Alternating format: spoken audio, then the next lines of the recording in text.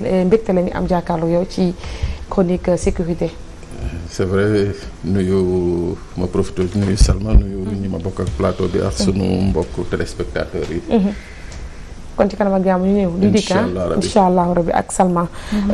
maa ngi fi également ak Xooxaan Ndong comme tous les jours ci l'invité actu. Aujourd'hui il a l'immense plaisir de recevoir sur le plateau Mamadou Malado Diallo moom nekk coordonnateur bu APR tout sauf Amadou Ba monsieur Diallo ñu ngi lay nuyu bu baax a baax di la dalal ci plateau Réveil. merci asalaamaaleykum maa ngi leen di nuyu maa ngi nuyu tous les téléspectateurs maa ngi nuyu ñu ma bokkal plateau bi fii. donc man mooy Mamadou Malado Diallo.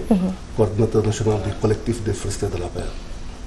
d'accord loolu dañ ko waxtaanee ci kanam ak gàmm pourquoi frustré de l'APR alors kii ni nga ko waxee Xooxaan Ndong nuyu naa la. Aïcha maa ngi lay fay. oui.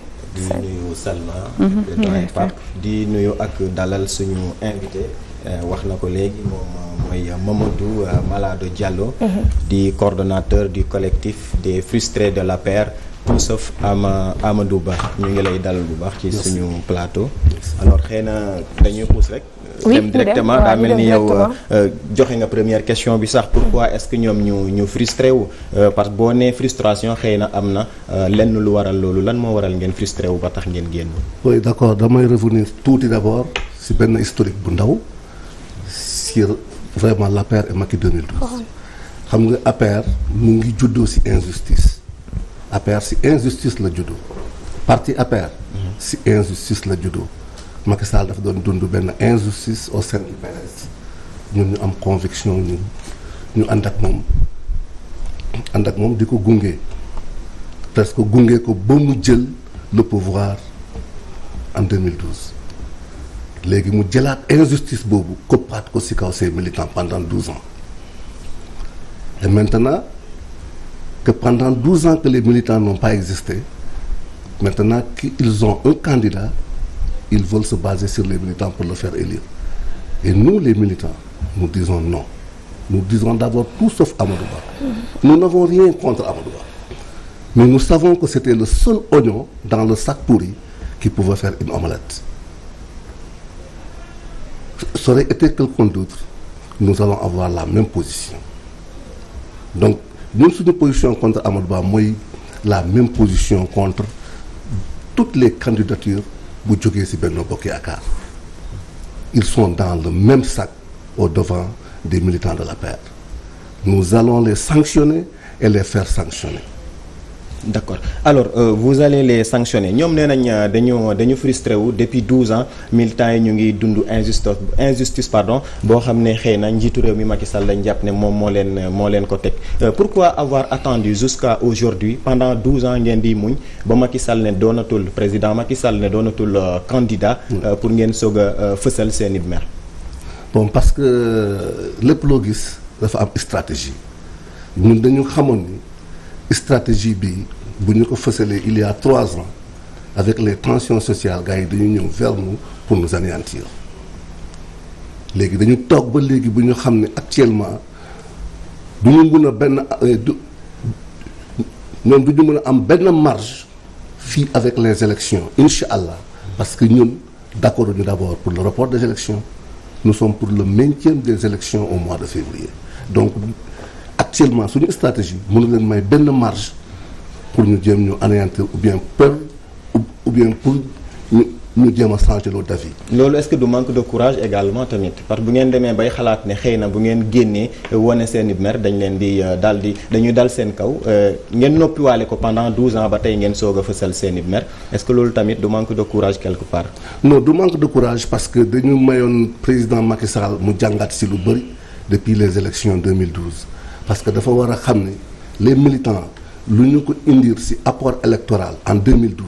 Depuis 2012 ba léegi les transhumants n'ont pas amené le tiers les transhumants et les opportunistes ils n'ont amené que la division et la défaite au sein de la coalition Benno Bokk Yaakaar da ngay jàngat élection yi depuis 2012 nga xool résultat Benno Bokk Yaakaar 2012 ba léegi avec toutes les élections passées fan la ñu rawaate tous les résultats que les militants ont apportés en 2012 amul. d'accord ñan ñoo constitué collectif bi concrètement.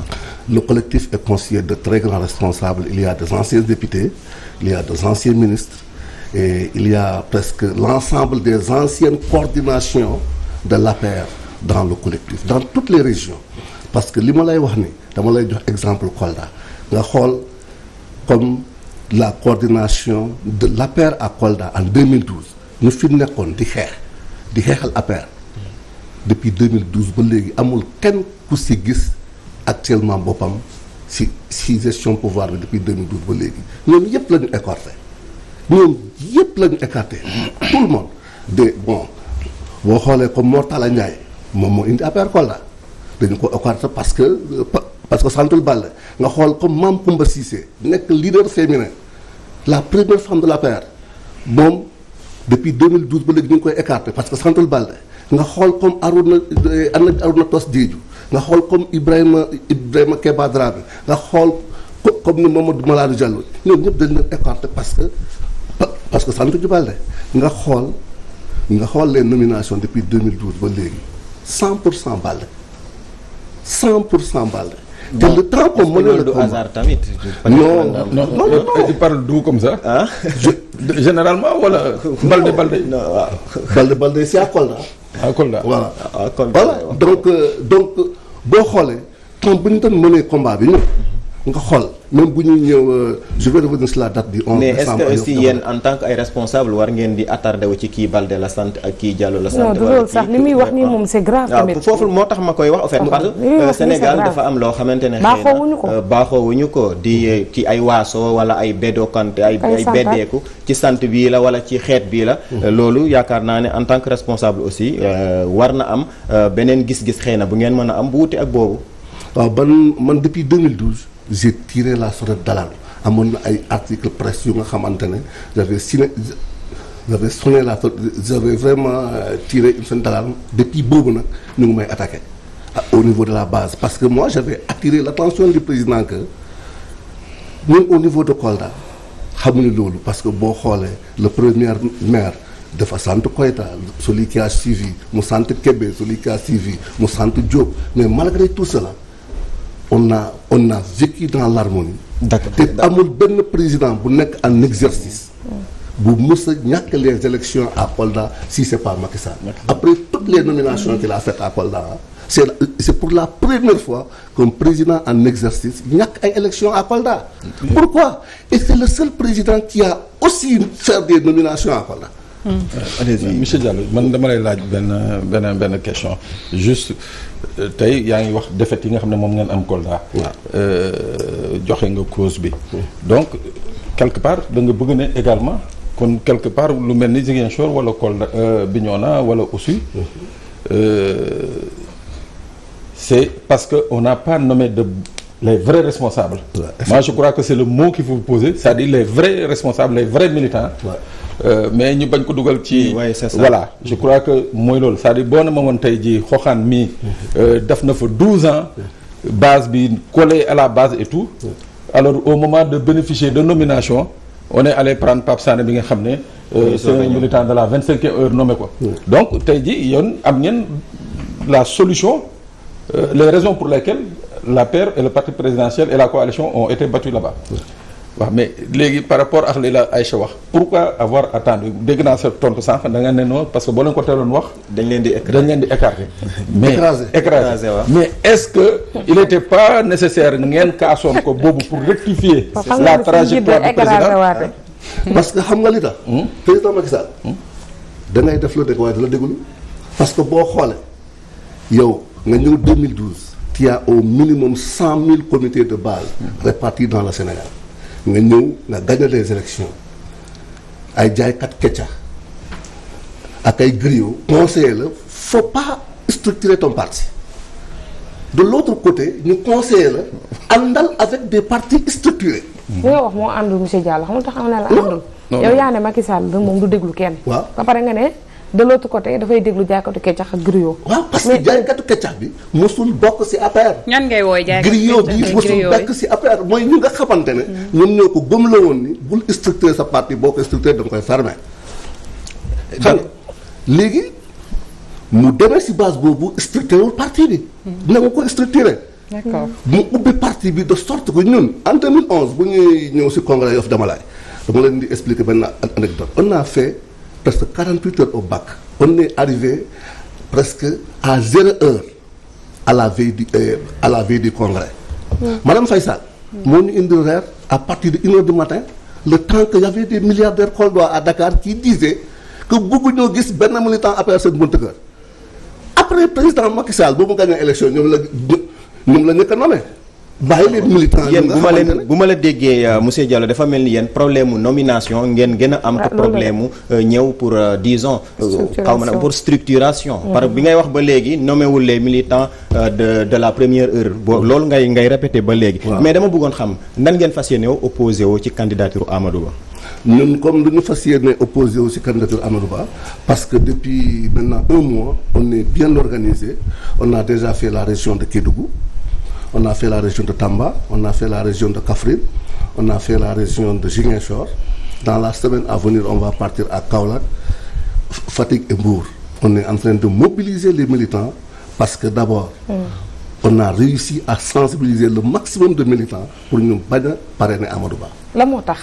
Parce que d'abord le parrainage citoyen à Amadou Ba c'est pour ñu barrer d'autres candidatures parce que Amadou Ba mun na am beneen parrainage bu nekkul parrainage citoyen léegi ñun dañu sensibiliser la population et les militants de l'APR nañu jéem a xool fu ñuy parrainer tout sauf Amadou Ba. mais bu fekkente ne loolu la aussi il y a les autres candidats de l'opposition yi nga xamante ne aussi mën nañu am ay parrainage député te ñu ngi wëy dem di wuti parrainage bi nga xamante ne mooy parrainage des citoyens. Pourquoi est-ce que sensibiliser wu leen pour ñu bañ a parrainer ñi nga xam ne xëy na am nañu possibilité am parrainage u député yi. mais ngeen yemale ko rek ci Amadou Ba. parce que ñun notre objectif d'abord c'est que Amadou Ba qu'il ne soit pas au 2e tour des élections de février 2024 ñun loolu mooy suñu objectif lu boo xoolee objectif plateforme c'est tout sauf Amadou Ba donc ñun lépp lu nga xamante ne ça va barrer la route à Amadou Ba on est sur cette stratégie. moo tax léegi su fekkente ne da ngeen di barrer la route à Amadou Ba certainement am ngeen candidat de choix.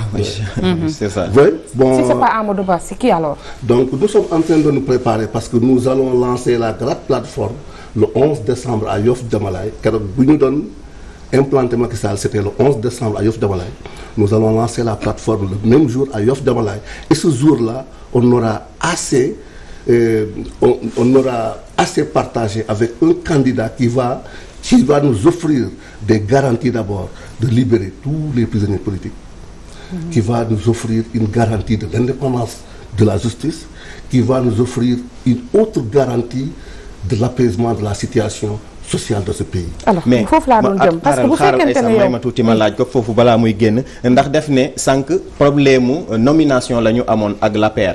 mais ba léegi waxoo woon que ne problème mu justice problème mu prisonnier politique moo tax ngeen di sanctionner le pouvoir en place. alors bu ngeen demee bay ne candidat boo xamante ne daf ñuy assurer à ce que ñun ñu mën a libérer prisonniers politiques yi à ce que ñu mën a am une indépendance de la justice est-ce que quelque part tamit du ngeen dem ba mu yàgg ngeen réclamer waat à ce que ñu nommer leen.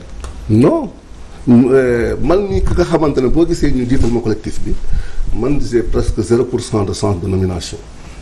lu tax. waaw parce que je n'ai pas les calibres pour être nommé et ça je le reconnais. pourquoi.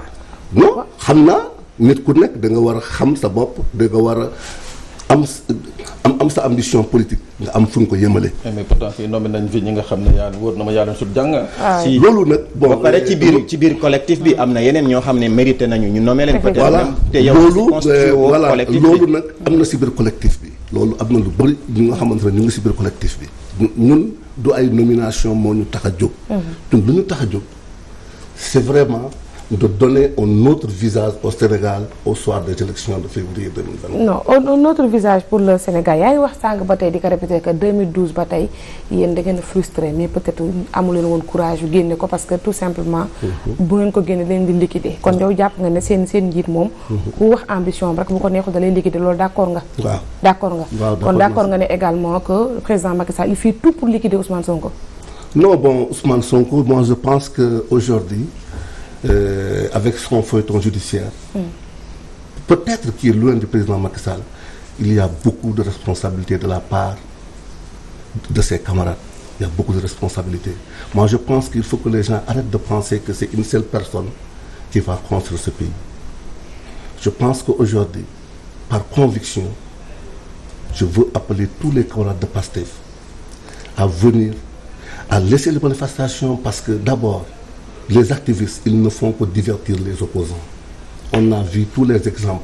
Mais monsieur Diallo, vous êtes un peu contradictoire. Non, attends, il est un peu contradictoire. Moo fi ne léegi ñoom lu ñu bëgg moom mooy justice bu équitable, lu ñu bëgg mooy liberté de politique, mais activistes yooyu ngay wax demandé wuñu rien que ça. Depuis 2012, ils ne disent que ça. Ouais. Donc loolu lan moo ci voilà, yàq parce ci que xam nga li tax les activistes là. Oui. Dañu fi nekk fii nii au niveau de Dakar di def ay attroupement loolu du ko régler. Abdou Diouf, les activistes ont tout fait des attroupements, on a réglé ça par les urnes. Abdoulaye Wade ñëw na fi, y a eu des morts, y a eu n'importe quoi, y a eu des activistes, mais c'est les urnes qui ont réglé. Avec Macky Sall nañu romb loolu, nañu dem avec les urnes, que Amadou Ba bañ a nekk au deuxième tour. Comme ça bépp un autre leader bu ñëwee day xam ne dans ce pays-là il y a des gens dignes, il y a des gens qui sont honnêtes, qui ne vont pas pardonner certains comportements à la tête de l'État. Tantôt vous nous parlez de Macky Sall, tantôt vous nous parlez d'Amadou Ba, mais on a l'impression que yow sa problème du Macky Sall mais Amadou Ba la.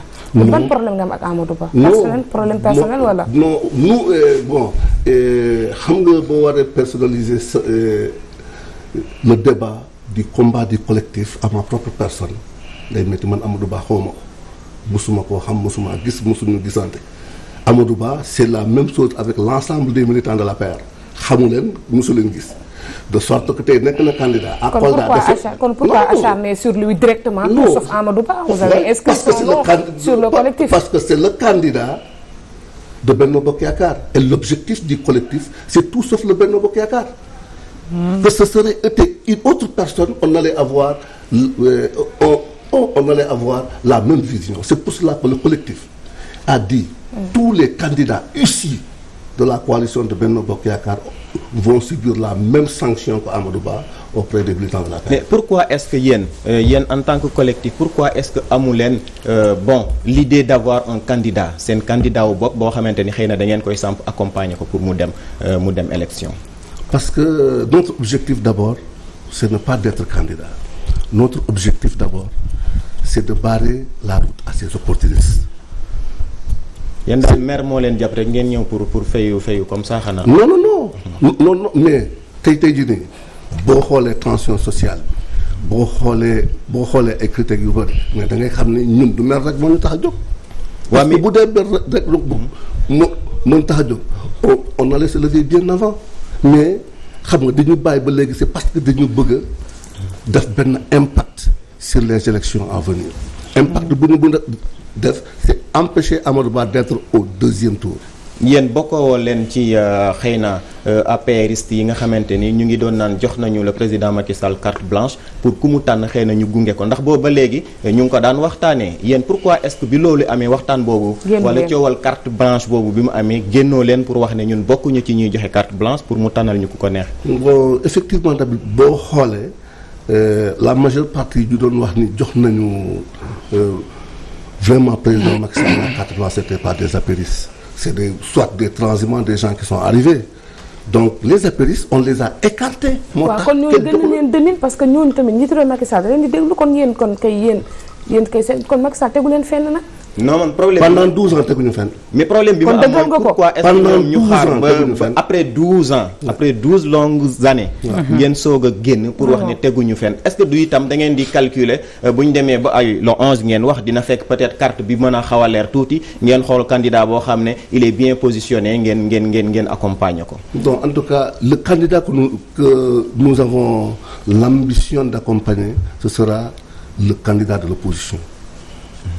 Nous n'allons pas accompagner un candidat du pouvoir. Nous n'allons pas accompagner un candidat issu de la coalition présidentielle. Nous allons accompagner un candidat de l'opposition. Pare ngeen pour accompagner Ousmane Sonko? Bon, Ousmane Sonko, s'il est candidat, oui.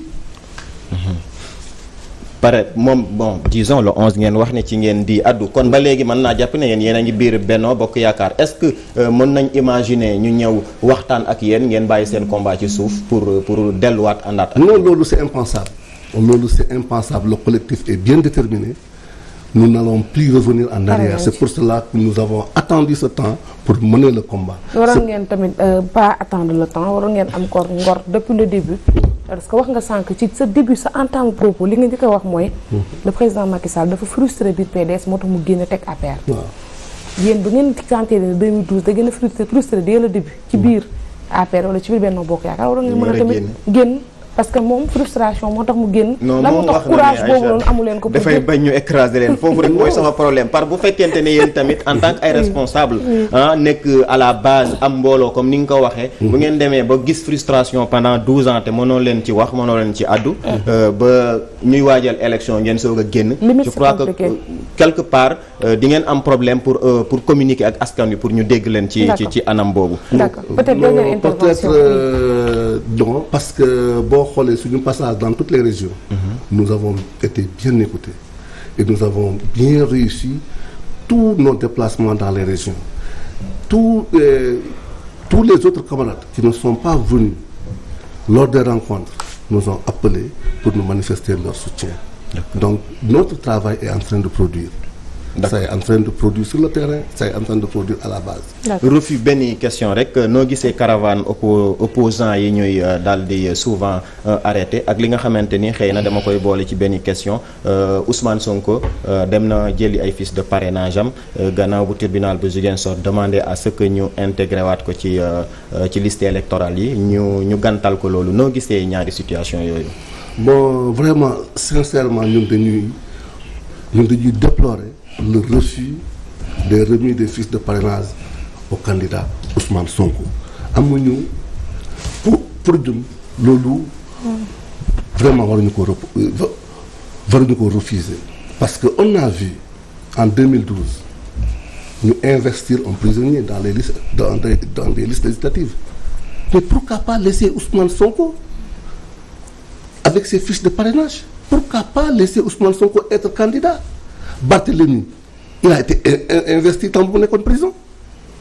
Pourquoi on ne peut pas accorder la même chose à Ousmane Sonko? Pourquoi barrer la caravane aux autres opposants? Pourquoi? D'accord. Je crois que suñu temps bi jeex na tàkk jaajëfal ko bu baax a baax moom monsieur Malado Diallo c'était un plaisir de vous recevoir sur le plateau. jaajëfal yow tamit li ñuy kaas ni authentique APR yi ñu ngi koy kaas de. waaw ñu ngi koy kaas moom vraiment jaajëfal la bu baax a baax xaw ma lan moo tax nag la moo nekk seen biir en tout cas seen pootnu biir la daal. merci Aïcha waaw ñu koy jaajëfal bu baax a baax moom Mamadou Malado Diallo ci wuyusi bi ñu wuyusi suñu invitation ñu ngi lay jaajëfal bu baax. Ok merci beaucoup. yéen tamit mbokk yi ñu ngi leen di jaajëfal bu baax a baax léegi dañuy attaquer la chronique du jour.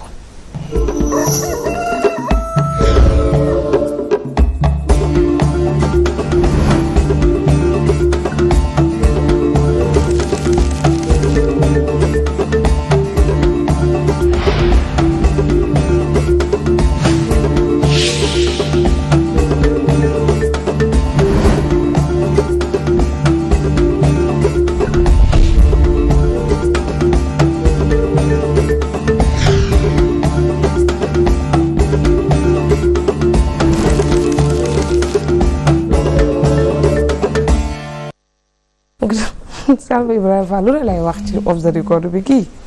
nan la ko yàlla suturaal ça c'est entre nous. oui ça c'est entre nous moo tax ma ne la off the record. alors kon.